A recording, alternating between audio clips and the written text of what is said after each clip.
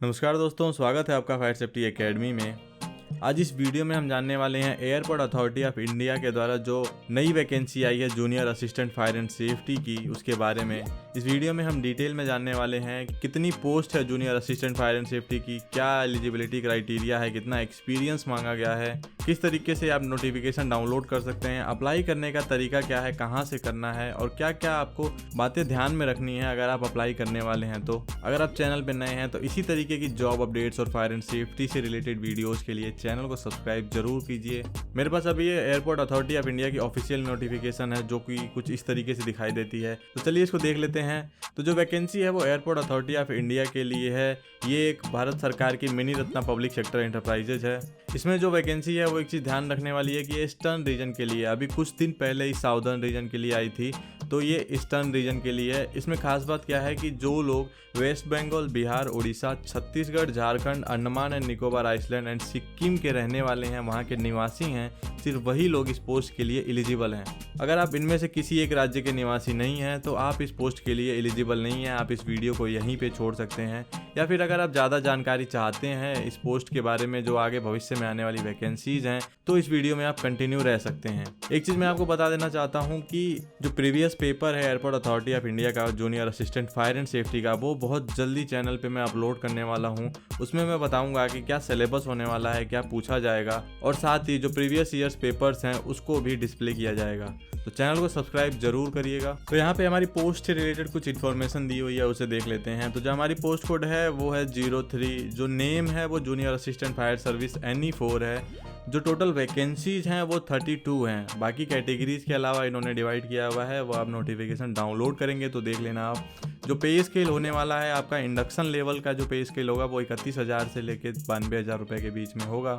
यहाँ पे एक नोट दिया हुआ है कि जो डिसेबल कैंडिडेट्स हैं वो junior assistant fire and service के लिए एलिजिबल नहीं है। अब देखेंगे एलिजिबिलिटी क्राइटेरिया। जो हमारी पोस्ट है जूनियर असिस्टेंट फायर सर्विस, इसके क्या एजुकेशनल क्वालिफिकेशन मांगा गया है, क्या एक्सपीरियंस मांगा गया है। तो अगर आप 10वीं पास हैं और आपके पास 3 साल का इंजीनियरिंग में डिप्लोमा है, यानी कि मैकेनिकल, इलेक्ट्रिकल, ऑटोमोबाइल, फायर या फिर किसी भी क्षेत्र में इंजीनियरिंग में डिप्लोमा है 50% मिनिमम मार्क्स के साथ, तो आप इस पोस्ट के लिए एलिजिबल हैं। या फिर अगर आप 12वीं पास हैं रेगुलर स्टडीज से और आपके 50% मार्क्स हैं तो आप इस पोस्ट के लिए एलिजिबल हैं। इसमें एक एलिजिबिलिटी क्राइटेरिया जो मेन है वो है ड्राइविंग लाइसेंस का। आपके पास हैवी व्हीकल ड्राइविंग लाइसेंस होना चाहिए। दूसरा जो है वो है मीडियम व्हीकल लाइसेंस, जो कि पोस्ट की नोटिफिकेशन है 30/9/2022, उससे कम 1 साल पुराना होना चाहिए। या फिर आपके पास light motor vehicle licence issue होना चाहिए जो कि 30/9/2022 को कम से कम 2 साल पुराना होना चाहिए, तभी आप एलिजिबल हैं। डिजायर्ड क्वालिफिकेशन एंड एक्सपीरियंस, अगर आपके पास 12th में कंप्यूटर साइंस है तो आपको वेटेज दिया जाएगा। NCC का B सर्टिफिकेट है तो आपको वेटेज दिया जाएगा।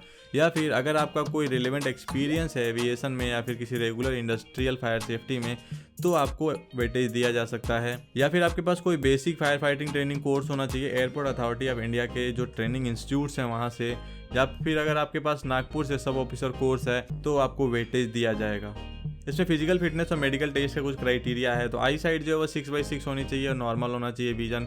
कलर ब्लाइंडनेस नहीं होना चाहिए, नाइट ब्लाइंडनेस नहीं होना चाहिए, और कुछ इससे रिलेटेड इंस्ट्रक्शंस हैं वो आप डाउनलोड करके देख सकते हैं। इसमें जो फिजिकल फिटनेस की रिक्वायरमेंट है मेल और फीमेल के लिए अलग अलग दी हुई है। हाइट होनी चाहिए मिनिमम 167 सेंटीमीटर और फीमेल के लिए 157 सेंटीमीटर।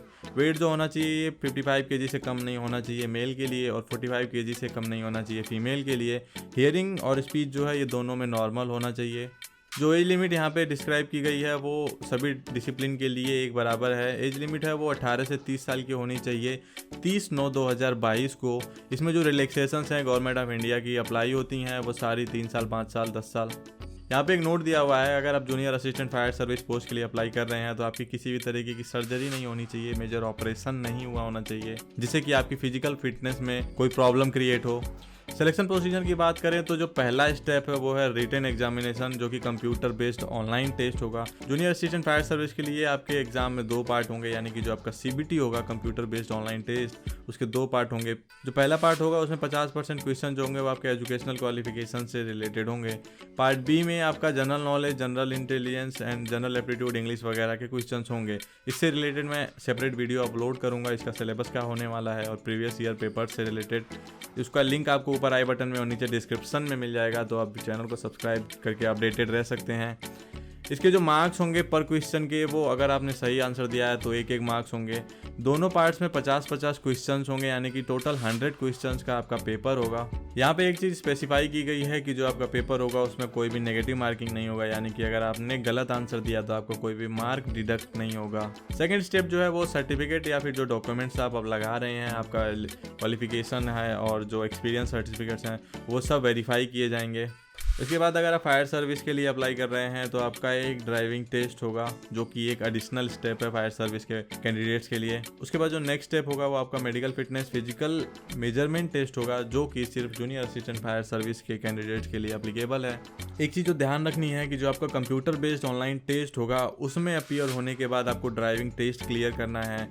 अगर आप ड्राइविंग टेस्ट में फेल होते हैं तो आपको आगे का जो फिजिकल इंड्योरेंस टेस्ट होगा उसमें आपको नहीं जाने दिया जाएगा, आपको वहीं पे डिस्क्वालीफाई कर दिया जाएगा।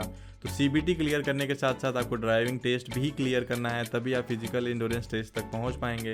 जो आपका ड्राइविंग टेस्ट होगा ये लाइट मोटर व्हीकल पे होगा, यानी कि 4 व्हीलर कोई छोटी गाड़ी होगी, कार जैसा। और फिजिकल एफिशिएंसी टेस्ट जो कि फायर सर्विस के लिए है, सिर्फ इसमें क्या क्या देखा जाएगा तो फीमेल कैंडिडेट्स के लिए अलग कुछ क्राइटेरिया है और मेल कैंडिडेट्स के लिए कुछ अलग क्राइटेरिया है। तो अगर आप मेल हैं या फीमेल हैं तो आप नोटिफिकेशन डाउनलोड करके अच्छे से देख लें इसे। मेल के लिए क्या क्राइटेरिया मांगा गया है, तो इसमें 100 मीटर की रनिंग है, वो सेकंड्स के हिसाब से आपको मार्क्स दिए जाएंगे। रोप क्लाइंबिंग है, 8 मीटर की पोल क्लाइंबिंग है, 60 मीटर का रन है ह्यूमन डमी के साथ, जो कि हो सकता है फायरमैन लिफ्ट के द्वारा आपको ये लेके जाएंगे। और जो ह्यूमन डमी होगी वो 50 kg की होगी।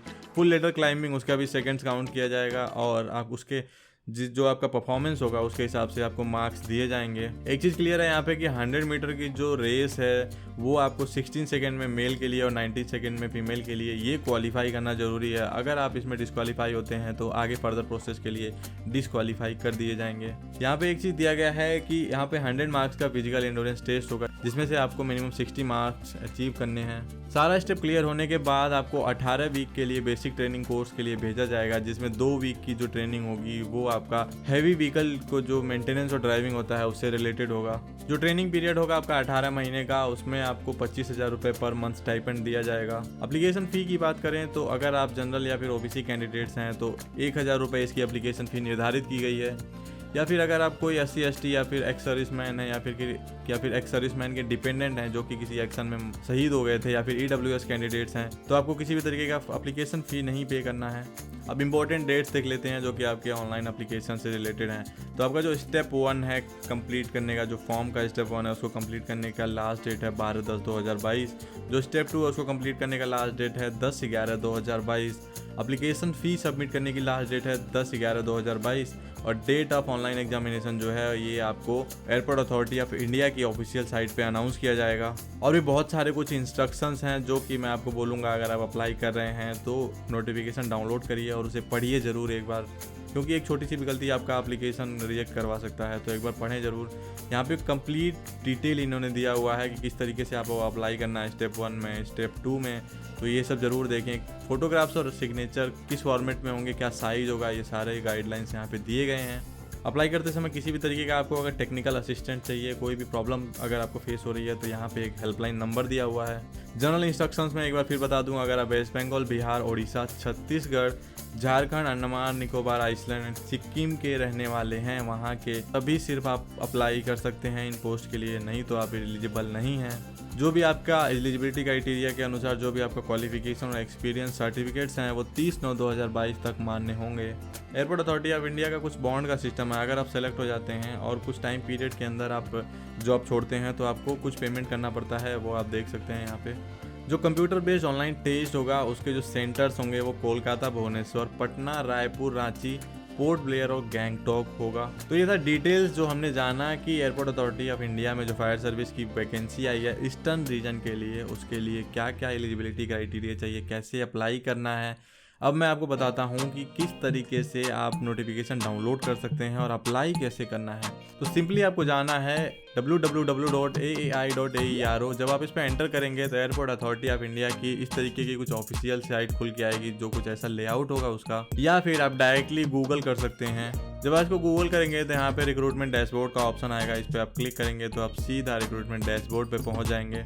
लेकिन अगर आप यहाँ से डायरेक्ट आ रहे हैं AAI.AERO सबमिट करके आ रहे हैं तो कैसे आपको देखना है, नीचे जब आप आएंगे तो यहाँ पे करियर का सेक्शन है, इस पर आप जब क्लिक करेंगे यहाँ पे जो आपकी वैकेंसी है वो है recruitment of various post in AAI eastern region under advertisement number ER1 2022। इससे रिलेटेड अगर कुछ नया नोट या फिर कोई इंस्ट्रक्शंस आता है तो यहाँ पे आपको देखने को मिलेगा। ऑनलाइन का जो रजिस्ट्रेशन लिंक है जब वो एक्टिव होगा 12 तारीख से तो वो यहाँ पे आपको देखने को मिलेगा। आप यहाँ पे क्लिक करके और अप्लाई कर सकते हैं। अब इस पे अगर आपको नोटिफिकेशन डाउनलोड करना है तो यहाँ पे क्लिक करना है। इस जगह पे नया पेज खुलेगा तो यहाँ पे पूरा डिटेल दिखेगा। आप यहाँ पे जब आप डाउनलोड पे क्लिक करेंगे तो कुछ इस तरीके का नोटिफिकेशन खुल के आएगा।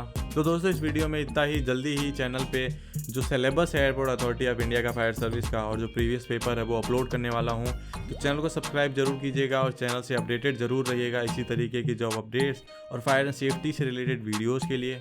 आशा करता हूँ आपको वीडियो हेल्पफुल लगी होगी। अगर आप इस पोस्ट के लिए अप्लाई कर रहे हैं तो मेरी तरफ से ऑल द बेस्ट। फिर मिलेंगे एक नए वीडियो में, तब तक के लिए स्टे सेफ, बी हैप्पी। जय हिंद।